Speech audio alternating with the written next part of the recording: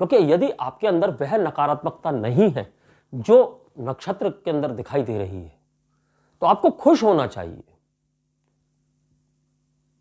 आप अकेले उस नक्षत्र में जन्मे हुए व्यक्ति नहीं हैं। जब हम नक्षत्र में पॉजिटिव बातें देखते हैं, सकारात्मकताएं देखते हैं, यदि वह आप अपने अंदर एक्सेप्ट करने को तैयार हैं, तो अगर नकारात्मकताएं दिखाई दे रही हैं तो वह आप क्यों नहीं एक्सेप्ट कर सकते हैं। आप बातों को स्वीकार करना सीखिए। जब तक हम यह नहीं समझेंगे कि सकारात्मकताएं और नकारात्मकताएं ग्रहों के हिसाब से लुप्त भी हो जाती हैं, तब तक हम कम से कम ज्योतिष के क्षेत्र में सफलता प्राप्त नहीं कर सकते। शुभं कुरुत्वं कल्याणं आरोग्यं धन संपदा। नमस्कार दोस्तों, शून्य से शिखर तक ज्योतिष ज्ञान की इस परिचर्चा में मैं राजेश कुमार पुरी आप सभी का हार्दिक अभिनंदन करता हूं। हम लोग ज्योतिष शास्त्र को पढ़ रहे हैं और पढ़ने के क्रम में हम लोग भावों को, राशियों को, नक्षत्रों को क्रमशः पढ़ते चले आ रहे हैं और उन्हें पढ़ते पढ़ते हम लोग अब इस श्रृंखला के अंत तक आ पहुंचे हैं। अभी तक हमने जो वीडियो आप लोगों के समक्ष प्रस्तुत किए हैं, वह सभी वीडियोस आप आई बटन में क्लिक करके वहां जा सकते हैं और देख सकते हैं। और यदि आपको हमारे द्वारा उपलब्ध कराई गई जानकारी अच्छी लगती है, उपयोगी लगती है, सटीकता के नजदीक लगती है और गहराई को छूती हुई लगती है, तो आपसे मेरा अनुरोध है कि वीडियो को लाइक करें, चैनल को सब्सक्राइब करें और बेल आइकन का बटन दबा दें ताकि आने वाले वीडियोस आपको समय से प्राप्त हो सके। हम लोगों ने अभी तक राशियों में मकर राशि तक पढ़ लिया है। आज हम कुंभ राशि को ले रहे हैं। आज की हमारी पाठ संख्या है 91 यानी कि 91। आज हमारे राशि परिचय में कुंभ राशि का परिचय है। यहां हम यह समझेंगे कि कुंभ राशि में जन्मे हुए जातक किस प्रकार के होते हैं, उनके अंदर कौन से गुण होते हैं, किस प्रकार की उनकी प्रकृति होती है और उनके जीवन में क्या क्या घटित हो सकता है और उनकी जीवन शैली किस प्रकार की होगी। यहां हम इन सब बातों पर कुंभ राशि में चर्चा करेंगे। तो सबसे पहले यह जान लेते हैं कि कुंभ राशि, इसका स्वामी शनि होता है और यदि हम इसका ब्रह्मांड में विस्तारीकरण देखें तो 300 डिग्री से लेकर 330 डिग्री तक इसका विस्तारीकरण होता है। इस राशि के अंतर्गत 3 नक्षत्र आते हैं। आते तो वही 2.25 नक्षत्र हैं यानी कि 9 चरण, लेकिन 3 नक्षत्रों की ऊर्जा इस राशि में दिखाई दे सकती है। पहला जो नक्षत्र है वह है धनिष्ठा, जिसके के अंतिम 2 चरण इस राशि के अंतर्गत आते हैं। दूसरा जो नक्षत्र है वह है शतभिषा। तो शतभिषा के चारों चरण इस राशि के अंतर्गत आते हैं, यानी कि यह बिल्कुल मध्य में स्थित है। शतभिषा का स्वामी राहु है। हम बहुत सी बातों को यहां पर नक्षत्रों से संबंधित इसलिए समझना आवश्यक है क्योंकि हम राशि को भी समझना चाहते हैं। नक्षत्रों को हम बाद में समझेंगे, जैसा कि हमने पिछली बार यह बताया था कि हम नक्षत्रों को बाद में समझेंगे, राशि को पहले समझेंगे। यहां नक्षत्रों के बारे में विशेष बात बताना आवश्यक है कि उनके स्वामी कौन है। और तीसरा जो नक्षत्र आता है वह आता है पूर्व भाद्रपद। पूर्व भाद्रपद के यहां पर जो चरण दिखाई देते हैं वह प्रथम 3 चरण दिखाई देते हैं और इसका स्वामी गुरु है। और धनिष्ठा का स्वामी मंगल है, जैसा कि धनिष्ठा नक्षत्र हम पढ़ चुके हैं, उसका स्वामी मंगल है। तो यहां इन 3 ग्रहों की ऊर्जाएं कुंभ राशि में दिखाई देती है। साथ ही साथ जो राशि स्वामी है शनि, उनकी ऊर्जा तो यहां पर पूरी राशि में दिखाई देती है। अब अगर हम इसके प्रतीक चिन्ह की बात करें तो इसके प्रतीक चिन्ह में यह देखा जाता है कि एक मनुष्य घड़े से जल उड़ेल रहा है। तो घड़े से जल वो उड़ेल कहां रहा है? जाहिर सी बात है सिंचाई में उड़ेल रहा होगा या जानवरों के लिए पानी दे रहा होगा, या जल का मतलब ही है कि जल यदि हम दे रहे हैं तो कहीं ना कहीं हम तृप्ति की बात करते हैं, प्यास की बात करते हैं, प्यास बुझाने की बात करते हैं। तो यहां हम जातकों में इस प्रकार की प्रवृत्ति देख सकते हैं। यह दूसरों के लिए कुछ ना कुछ करते रहने की प्रवृत्ति हो सकती है। अब चूंकि कई जगह यह देखा गया है कि वह मनुष्य जो खड़ा है वह कंधे पर घड़ा लेकर खड़ा है, तो वहां घड़े में क्या है हम यह नहीं जान सकते, इसलिए हम यहां रहस्यमय प्रवृत्ति की बात भी कर लेते हैं। किसी किसी प्रतीक चिन्ह में मनुष्य के पैर जल में डूबे हुए दिखाई देते हैं और जल उड़ेलता हुआ दिखाई देता है, यानी वह जल को जल में ही मिला रहा है। तो इससे भी हम बहुत सी बातें जातकों के अंदर समझ सकते हैं कि यह जातक किस प्रकार से लोगों के लिए उदार होते हैं, इनके अंदर भावनाएं होती हैं, भावुक होते हैं, क्योंकि जल से हम भावना की बात करते हैं, भावुकता की बात करते हैं। अगर इसके वर्ण, गुण, तत्व, प्रकृति की बात करें तो यहां वर्ण जो से प्राप्त है वह है शूद्र, यानी कि हम सर्विस क्लास की बात कर सकते हैं, सेवा करने वालों की बात कर सकते हैं, नौकरी की बात कर सकते हैं। जब इसके लिंग की बात करते हैं तो इसका लिंग पुरुष है, तो जैसा कि विषम राशि है, पुरुष लिंग इसका प्राप्त होता है। यहां हम क्रूरता की बात भी समझ सकते हैं। जब दिशा की बात करते हैं तो पश्चिम दिशा से जुड़ी हुई राशि है, तामसिक गुणों की राशि है, क्योंकि शनि इसका स्वामी है। साथ ही साथ धनिष्ठा के मंगल की यहां ऊर्जा है, शतभिषा से राहु की यहां ऊर्जा है, तो हम तामसिक गुणों की बात कर सकते हैं। जब हम इसके तत्व की बात करते हैं तो वायु तत्व से जुड़ी हुई राशि है। तत्वों की जब भी हम बात करते हैं वायु तत्व की, तो हम ज्ञान की बात करते हैं। जब इसकी प्रकृति की बात करते हैं तो इसके अंदर त्रिदोष होता है, यानी कि वात, पित्त और कफ, इन तीनों दोषों को बिल्कुल मिश्रित अवस्था में देखा जा सकता है यहाँ। यानी हम इन जातकों की जो प्रकृति है उसमें तीनों ही अवगुण प्राप्त हो सकते हैं। वात भी हो सकता है, पित्त भी हो सकता है, कफ भी हो सकता है। समय और ग्रह स्थितियों के अनुसार इन्हें किसी भी प्रकार का दोष उत्पन्न हो सकता है। जब हम गण की बात करते हैं तो हम इसके प्रतीक चिन्ह से समझ सकते हैं। हाथ में जल का घड़ा लिए हुए जो मनुष्य खड़ा हुआ है तो मनुष्य गण है। और जब पद की बात करते हैं तो चूंकि हमने प्रतीक चिन्ह में यह भी समझा कि कहीं कहीं इसके पैर मनुष्य के जल में डूबे हुए दिखाई दे रहे हैं, यानी पैर तो दिखाई ही नहीं दे रहे हैं, वह जल में डूबे हुए हैं, तो हम यहाँ द्विपद और अपद दोनों ही पदों की बात करते हैं। जब हम उदय की बात करते हैं तो यह शीर्षोदयी राशि है। जैसा हम हमेशा बताते हैं कि जब कोई प्रश्न हमारे समक्ष आता है और हमको प्रश्न कुंडली से उत्तर देना होता है, तब इस राशि का लग्न में एक महत्व होता है। पृष्ठोदयी, शीर्षोदयी, उभयोदयी, इन सब का एक अलग महत्व होता है। यह जब हम प्रश्न कुंडली के बारे में जानकारी लेंगे तब इस बात को विस्तार से समझेंगे।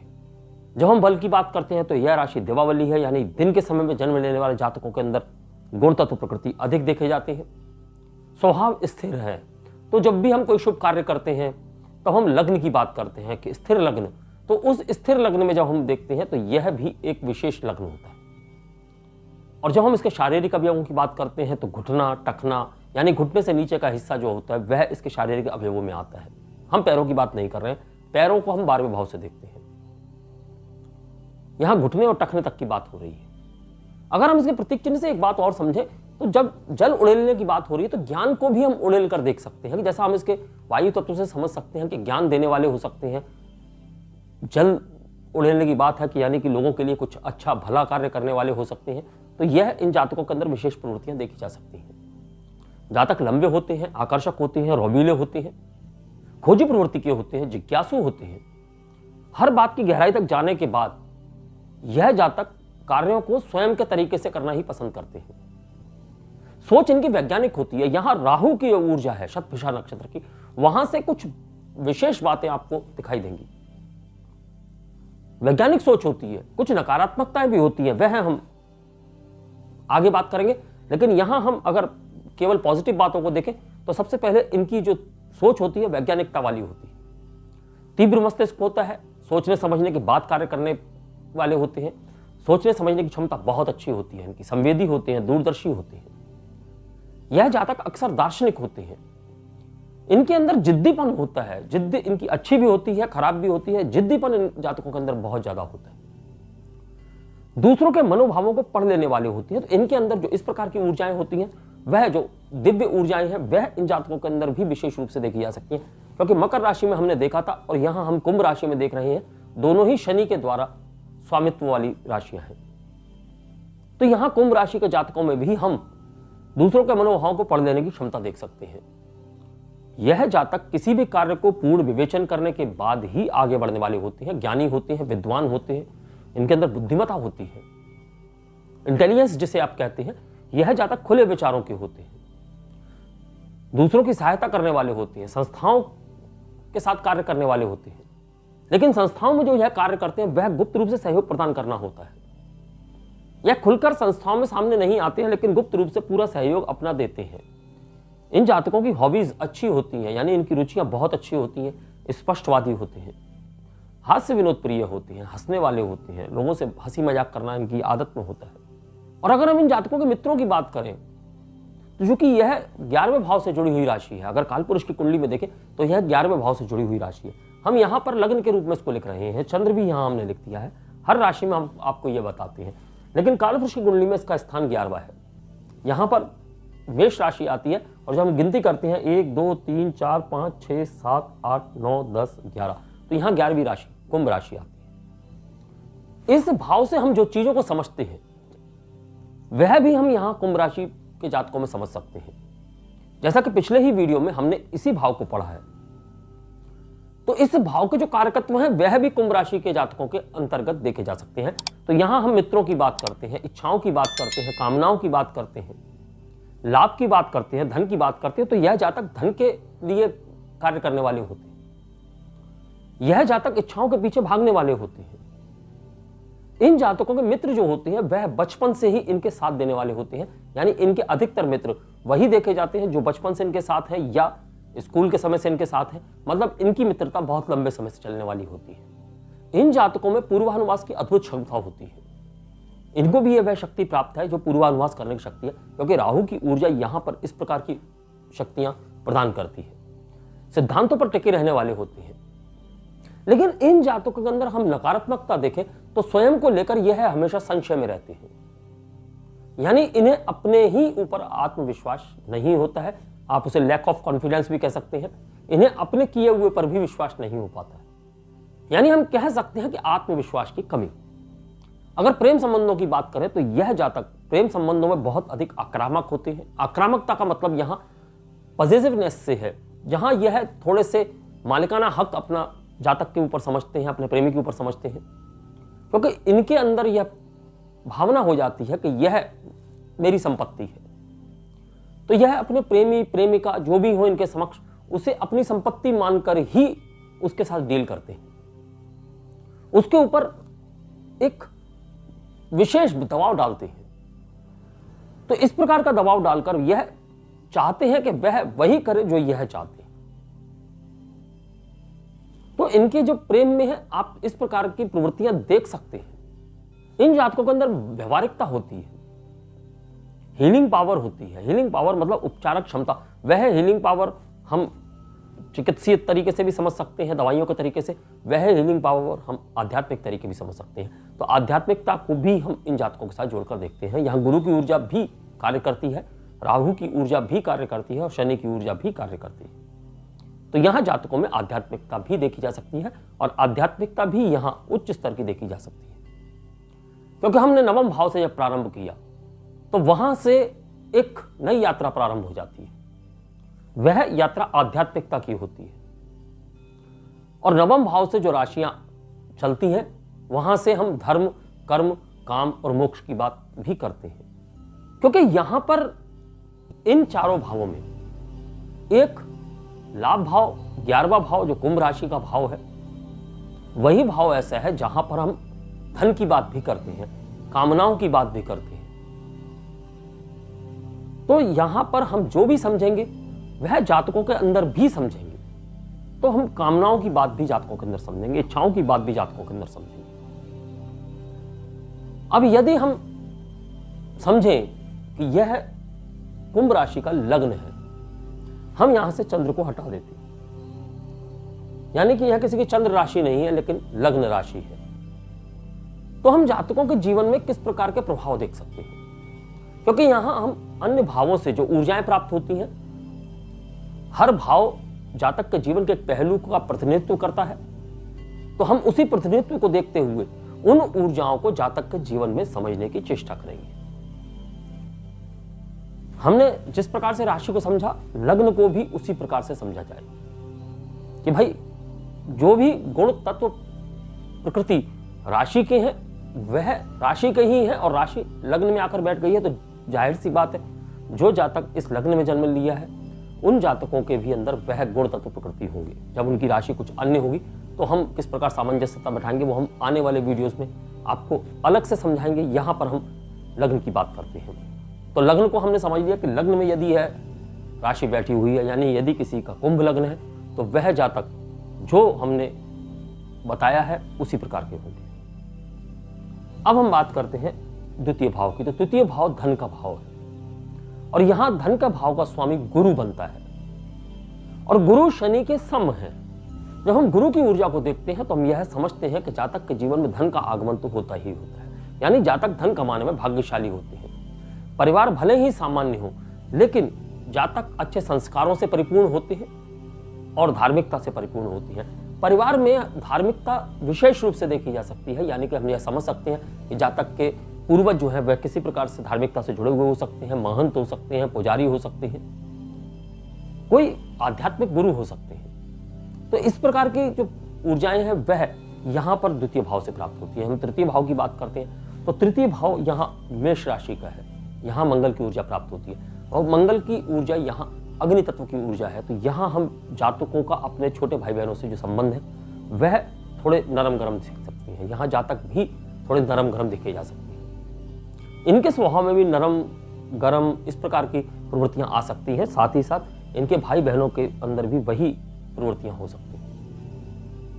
अगर हम यहां पर छोटे भाई बहनों के प्रति इनका व्यवहार देखें तो यह डोमिनेटिंग नेचर के होते हैं। इसी प्रकार यह समाज के प्रति भी डोमिनेटिंग नेचर के होते हैं, यानी समाज के ऊपर भी यह अपना प्रभुत्व जमा कर रखना चाहते हैं। जब हम चतुर्थ भाव की बात करते हैं, चतुर्थ भाव से शुक्र की ऊर्जा प्राप्त होती है। तो शुक्र की ऊर्जा से हम समझ सकते हैं कि घर का माहौल जो है वह बहुत ही अच्छा होता है, क्योंकि इस लग्न में भी शुक्र पूर्ण योगकारी है। केंद्र और त्रिकोण दो भावों का स्वामी है।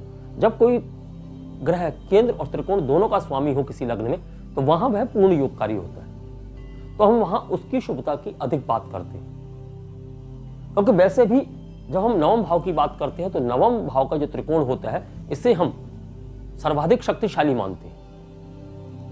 तो इसका स्वामी सामान्य सी बात है कि शक्तिशाली ही होगा, और कुंडली में यदि शक्तिशाली है, कुंडली में यदि उसके प्रभाव अच्छे हैं तो हम उस घर का प्रभाव भी अच्छा मानेंगे। तो यहां माता भी इनकी कला से जुड़ी हुई हो सकती है या कला की ओर झुकाव अधिक हो सकता है। घर का बहुत अच्छा माहौल होता है, पढ़ने लिखने शिक्षा की ओर इन जातकों का रुझान होता है और इन्हें पढ़ने के लिए एक उचित माहौल भी प्राप्त होता है। जब हम पंचम भाव की बात करते हैं तो पंचम भाव से बुध की ऊर्जा प्राप्त होती है। मिथुन राशि के बुध की ऊर्जा प्राप्त हो रही है और मिथुन राशि कालपुरुष की कुंडली में तृतीय भाव को रूल करती है। जब हम तृतीय भाव की बात करते हैं, मिथुन राशि की बात करते हैं, मिथुन राशि अपने तृतीय से तृतीय में आके बैठी हुई है। तो यहां हम जातकों के अंदर जो रुचियां हैं उनकी बात करते हैं तो खेलकूद में रुचि हो सकती है, मीडिया एंटरटेनमेंट में रुचि हो सकती है, या आप कह सकते हैं अच्छे वक्ताओं वाले गुण हो सकती है, और यही गुण इनकी प्रथम संतान के अंदर भी देखे जा सकते हैं। जब हम छठे भाव की बात करते हैं तो यहाँ चंद्र है, तो जातक के कार्यस्थल पे उतार चढ़ाव की बात कर सकते हैं, जातक के रोगों में उतार चढ़ाव की बात कर सकते हैं, जातक के जीवन में जो ऋण और शत्रु हैं उनमें भी उतार चढ़ाव की बात कर सकते हैं। कभी शत्रु बढ़ जाएंगे, कभी शत्रु कम हो जाएंगे, इस प्रकार की बातें भी हम यहाँ जातक के जीवन में देख सकते हैं।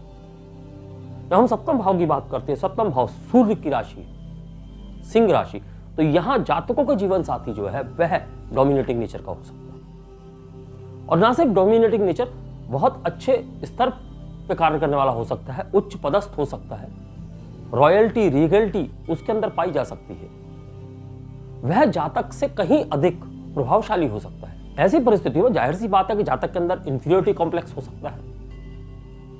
तो जातक को जीवन साथी से थोड़ा सा जेलसी का भाव बन जाता है। सूर्य की राशि है, शनि का लग्न है, तो जातक का यहां पर जीवन साथी के प्रति जेलसी का भाव वह देखा जा सकता है, क्योंकि इससे जातक के आत्मविश्वास में और भी अधिक कमी आ जाती है। क्योंकि जीवन साथी ऐसा मिलता है जहां जातक को यह लगता है कि मैं तो कुछ भी नहीं।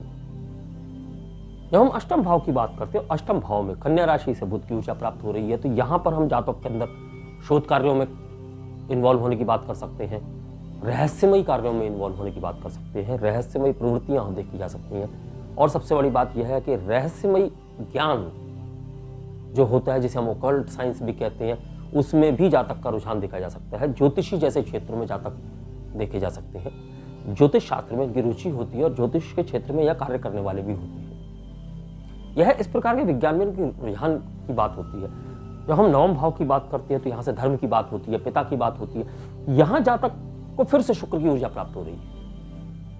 तो यहां तुला राशि से शुक्र की ऊर्जा प्राप्त होती है, तो हम जातक का धार्मिकता में संतुलन देख सकते हैं। जातक ऐसे किसी बात को मानने वाले नहीं है, यहां यह धर्म को समझकर मानने वाले जातक हैं। यानी यह धर्म को समझेंगे कि हाँ धर्म है, यह किसी के कहे में नहीं मानते हैं कि धर्म है। किसी ने कह दिया कि तुमको यह कार्य करना है, यह वह कार्य बिल्कुल नहीं करेंगे। यह अपने मन से उसको पहले समझेंगे, परखेंगे, जानेंगे, तब यह जातक कुछ कार्य करेंगे। इन जातकों के जीवन में जब गुरु बनाने की बात आती है तब भी यह बहुत सोच समझ कर ही किसी को अपना गुरु बनाते हैं। और गुरु बनाने के बाद ही इन जातकों के जीवन में अक्सर उन्नति देखी जाती है। अन्यथा इन जातकों के अंदर आप इस प्रकार के भी देख सकते हैं कि नशे की ओर इनकी प्रवृत्तियां जा सकती हैं। क्योंकि जब हम राहु की ऊर्जा की बात करते हैं, शतभिषा नक्षत्र की बात करते हैं, तो वहां हम पढ़ेंगे कि इन जातकों में नशे की प्रवृत्तियां देखी जा सकती हैं, नशे की ओर रुझान देखा जा सकता है, नशे की ओर जाने का एक अवसर इनके पास प्राप्त हो जाता है, इन्हें अवसाद हो जाता है। तो उस अवसाद की वजह से यह जातक अक्सर नशे की ओर झुक जाती है। और ऐसे में यदि इन्हें एक अच्छा गुरु मिल जाए तो यह जातक उससे बच सकते हैं। इन्हें मार्गदर्शक चाहिए, तो यह मार्गदर्शक की तलाश में भी रहती है, लेकिन योग्य मार्गदर्शक को यह स्वयं तलाशते हैं। ऐसा नहीं है किसी ने कह दिया कि फला गुरु जी ऐसे हैं तो वहां जाकर ये ढोक लगाने लगेंगे। यह पहले समझेंगे, फिर जानेंगे, फिर उसे अपना लेंगे। तो यह नवम भाव से इनके अंदर ऊर्जाएं प्राप्त होती है। जब हम दशम भाव की बात करते हैं तो यह कालपुरुषी कुंडली में अष्टम भाव की राशि है। तो यहां हम गुप्तता को देख सकते हैं। वृश्चिक राशि है, गुप्तता को देख सकते हैं। गुप्तता यानी इन जातकों के जीवन में एक हिस्सा जो है गुप्त रहता है। यह अपने जीवन का जो वह पार्ट है वह किसी को बताते नहीं है। चूंकि कर्म क्षेत्र की ओर यह बात जाती है तो यह कर्म क्षेत्र में थोड़े से गुप्तता को मेंटेन करते हैं। यहां साथ ही साथ इनके अंदर मतलब परस्ती भी हो सकती है कार्य क्षेत्र में। जब हम 11वें भाव की बात करते हैं जो कि इसका स्वयं का घर है कालपुरुषी कुंडली में, वहां धनु राशि की ऊर्जा है। जो गुरु की ऊर्जा हमें धन स्थान से प्राप्त हो रही थी वही हमें लाभ स्थान से भी प्राप्त हो रही है। तो यहां इन जातकों के जीवन में एक आय की निरंतरता की बात भी देखी जा सकती है। धन को कमाने की क्षमता है वह देखी जा सकती है। चूंकि यहां गुरु की ऊर्जा प्राप्त हो रही है तो इनकी इच्छाएं भी उसी प्रकार की होंगी। गुरु से संबंधित जो क्षेत्र है तो आध्यात्म के अंदर इनकी इच्छाएं अधिक होंगी। धन तो कमाएंगे ही कमाएंगे, साथ ही साथ आध्यात्म के अंदर इनकी इच्छाएं बहुत अधिक होंगी। ये जातक बहुत उच्च स्तर तक पहुंचने की क्षमता रखते हैं और यह अक्सर पहुंचते भी हैं। यहां गुरु की जो ऊर्जा इन्हें प्राप्त होती है वह इन्हें वहां तक ले जाने में सहायक सिद्ध होती है। जब हम 12वें भाव की बात करते हैं तो यहां पुनः हमें शनि की ऊर्जा प्राप्त होती है जो कि लग्न में भी प्राप्त होती है। यहां मकर राशि की शनि की ऊर्जा प्राप्त हो रही है। जब मकर राशि की हम बात करते हैं तो यहां चूंकि लग्न का स्वामी ही 12वें भाव का स्वामी भी है। यही वो कारण है जहां जातक के जीवन में अवसाद उत्पन्न होता है। हम 12वें भाव को जब पढ़ेंगे तो वहां से समझेंगे इन बात को। यहां से जातक के जीवन में अवसाद उत्पन्न होता है। स्वयं के अंदर जो कॉन्फिडेंस है वह कॉन्फिडेंस वह लूज करता है। उसे स्वयं पर ही विश्वास नहीं होता, क्योंकि स्वयं पर विश्वास करने के लिए उसके पास में कई वजह नहीं होती। उसे हमेशा संशय बना रहता है कि मैं यह कार्य कर पाऊंगा या नहीं कर पाऊंगा, मैं इस योग्य हूं या नहीं हूं। वह संशय की स्थिति जो है वह जातक के अंदर अधिक बन जाती है। तो अवसाद में चले जाएंगे, डिप्रेशन में चले जाएंगे, आत्महत्या की बात भी सोच सकते हैं, शक्की स्वभाव के होते हैं। तो यहां पर हमने जातकों को, यदि हम इन सारी बातों से समझें तो हम जातकों के अंदर कुछ विशेष बातें समझ सकते हैं। जो इन जातकों के अंदर अच्छी बात है वह आध्यात्मिकता है, आध्यात्मिकता में संतुलन है, और उसके साथ साथ इन जातकों के अंदर जो धन कमाने की क्षमता है वह अच्छी है। और यह जातक उदार होते हैं, दूसरों के लिए कार्य करने वाले होते हैं। इन जातकों के समक्ष यदि कोई मदद के लिए आ जाता है तो यह उसकी मदद अवश्य करते हैं, चाहे उसके लिए स्वयं का सब कुछ लुटा दें। जैसा कि मकर राशि के जातकों में भी था, क्योंकि शनि की ऊर्जाएं हैं तो यहां यह बात भी देखी जा सकती है। अपना सर्वस्व न्यौछावर करने वाले होते हैं। इनके अंदर छठे स्थान से एक हीलिंग पावर की बात होती है, जो कि हम पहले बात कर चुके हैं कि इनके अंदर हीलिंग पावर होती है। तो यह अपने आध्यात्मिक शक्ति से आप इसे इस प्रकार से भी देख सकते हैं, रेकी, योगा, मेडिटेशन, इस प्रकार की जो ऊर्जाएं हैं उनसे लोगों का उपचार करने की क्षमता रखते हैं। अगर हम कुंभ राशि के जातकों की आजीविकाएं देखें तो आप इसे यहां पर इसी प्रकार से समझ सकते हैं। यह जातक योगा से जुड़े हुए होते हैं, मेडिटेशन से जुड़े हुए होते हैं, रेकी हीलर्स होते हैं। अगर यहां देखें एविएशन से जुड़े हुए जातक होते हैं, वायु तत्व की बात करते हैं तो एविएशन की बात भी होती है। रोबीलेपन की हमने बात की, शनि की ऊर्जा है, रोबीलापन भी होता है। कालपुरुष की कुंडली में शनि दशम भाव का स्वामी है, तो दशम भाव से हम कार्य स्थान की बात करते हैं, कार्य व्यवसाय की भी बात करते हैं। तो हम यहाँ शनि की ऊर्जा को इस प्रकार से भी देख सकते हैं, यहाँ रोबीलापन देखा जा सकता है। तो पुलिस हो सकते हैं, सेना में हो सकते हैं, दबंगियाई की बात कर सकते हैं हम यहाँ। तो हम अपराधीकरण की बात भी कर सकते हैं, अपराधी भी हो सकते हैं, दबंग गुंडे भी हो सकते हैं, राजनीति में जा सकते हैं। राजनीति में जाने के साथ साथ आप यह भी समझ सकते हैं सलाहकार भी अच्छे होते हैं, तो सलाहकार के क्षेत्र में जा सकते हैं, कंसल्टेंसी। और अक्सर यह जातक उस क्षेत्र की कंसल्टेंसी पकड़ते हैं जहां यह अक्सर खुद असफल हुए हों। इस बात को आप बिल्कुल जातकों के अंदर 100% देख सकते हैं कि यह जातक जिस क्षेत्र में कंसल्टेंसी कर रहे हैं, दरअसल यह उस क्षेत्र में स्वयं कई बार टकराने के बाद लौटे हैं। तो इनका अनुभव इतना अधिक हो गया है कि यह उस क्षेत्र में कंसल्टेंसी करने की क्षमताएं ले चुके हैं। तो यह इस प्रकार के क्षेत्रों के सलाहकार होते हैं। हमने यहां हीलिंग पावर की बात की, तो यह जातक ऑपरेशन थिएटर जैसे कार्यों से भी जुड़े हुए हो सकते हैं, सर्जन हो सकते हैं, डॉक्टर हो सकते हैं। यहां इन जातकों में आप software engineer, electrical engineer, aviation engineer, इस प्रकार की इंजीनियरिंग भी देख सकते हैं, क्योंकि तीनों जो ऊर्जाएं हैं, धनिष्ठा की, शतभिषा की, पूर्व भाद्रपद की, वह तीनों ऊर्जाएं भी यहां जातक को कुछ इस प्रकार के कार्य देती हैं। राहु से तो हम बात ही विदेशों की करते हैं। राहु से हम बात जब विदेशों की करते हैं तो हवाई यात्राओं की करते हैं, जब हवाई यात्राओं की बात करते हैं तो हवाई जहाज से संबंधित कार्यों की भी बात कर सकते हैं। एक ही बात को हम दोनों तरीके से देख सकते हैं। एक तरीके से हम देखते हैं कि व्यक्ति बीमार होगा, दूसरी तरह से देखते हैं कि व्यक्ति डॉक्टर होगा। पहलू जब हम कुंडली का विश्लेषण करते हैं तो यही पहलू बदल जाते हैं। एक और हम कहते हैं कि जब दो ग्रहों की इनकी ऊर्जाएं आ रही हैं तो जातक के जीवन में चोट चपेट, एक्सीडेंट, ऑपरेशन वगैरह की घटनाएं हो सकती हैं। वहीं दूसरी ओर उन्हीं ग्रहों के योग से और कुछ और विशेष परिस्थितियां उत्पन्न होने के कारण हम यह भी देख लेते हैं कि यह जातक डॉक्टर होगा, सर्जन होगा, तो उसके चोट चपेट वाली जो बात है वह लुप्त हो गई। हमने अक्सर देखा है कि जो लोग वीडियोस देखते हैं वह किसी एक बात पर आकर अटक जाते हैं।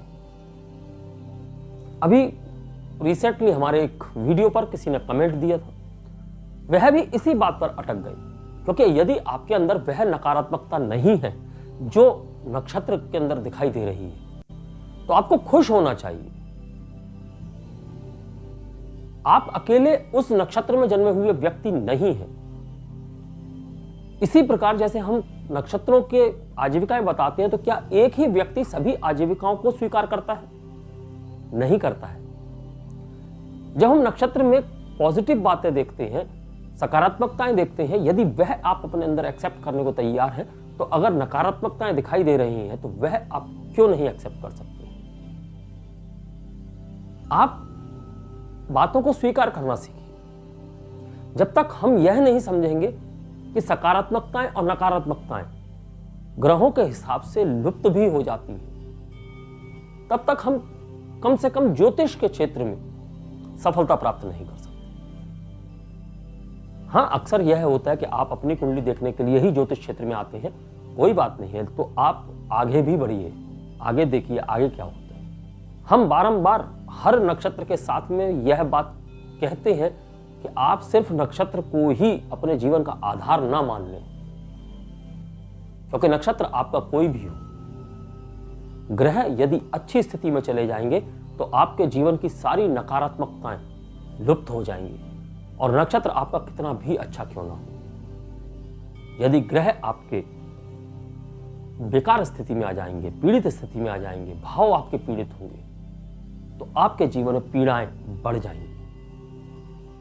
चलिए, यहां हमने बाकी बातें बहुत कर ली। हमने आज कुंभ राशि को पढ़ा, कुंभ राशि के अंदर जो ऊर्जाएं हैं वह पढ़ी, कुंभ राशि के जातकों के जीवन को समझा। यहां तक की जानकारी यदि आपको उपयोगी लगती है, सटीकता के नजदीक लगती है, गहराई को छूती हुई लगती है, तो मेरा आपसे अनुरोध है कि वीडियो को लाइक करें, चैनल सब्सक्राइब करें और बेल आइकन का बटन दबा दें, ताकि आने वाले जो वीडियोस हैं वह आपको समय से प्राप्त हो सके। इसके बाद जो अगला वीडियो हमारा आएगा वह आएगा शतभिषा नक्षत्र का। हम उस वीडियो में शतभिषा नक्षत्र को, उसके पहलू जो हैं जुड़े हुए, उन पहलुओं से समझेंगे। हम नक्षत्र में किस प्रकार की ऊर्जाएं प्रवाहित होती हैं, नक्षत्र में किस प्रकार के गुण तत्व प्रकृति बनते हैं, उन्हीं पहलुओं से हम नक्षत्र को समझेंगे। और उसके बाद अगले वीडियो में हम उन्हीं पहलुओं को समझते हुए जातकों को समझेंगे, और तृतीय वीडियो में हम जातकों को चरणानुसार समझेंगे। शतभिषा नक्षत्र के प्रथम वीडियो तक के लिए मैं अपनी वाणी को विराम देने की आज्ञा चाहूंगा। नमस्कार, धन्यवाद। शुभं कुरुत्वं कल्याणम्